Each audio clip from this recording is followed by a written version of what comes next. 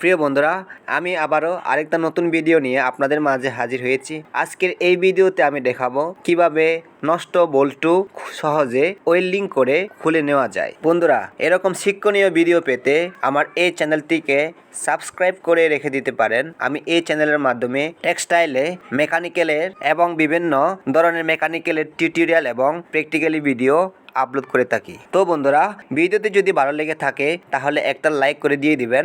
আপনার লাইকে আমার ভিডিও তৈরি করতে অনুপ্রেরণা জাগে। বন্ধুরা, ভিডিওতে আমি যা দেখাচ্ছি এই বল্টুতে আমি ওয়েল্ডিং করে খুলবো না, এটি সহজে খোলা যাবে।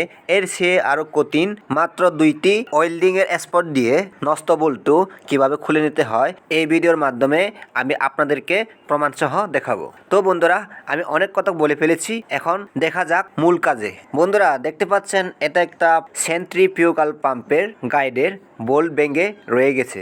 এই যে দেখতে পাচ্ছেন একটু করে মাত্র বাহিরে অংশটি দেখা যাচ্ছে। এখন এই নষ্ট বোল্টের উপর আরেকটা বোল্ট লাগিয়ে আমরা সহজে ওয়েল্ডিং করে খুলে নেব। বোল্টের দুই পাশে মাত্র 2টা ওয়েল্ডিং এর স্পট দিয়ে নেব। তাহলে বন্ধুরা, দেখতে থাকুন এটি খুলে কিনা।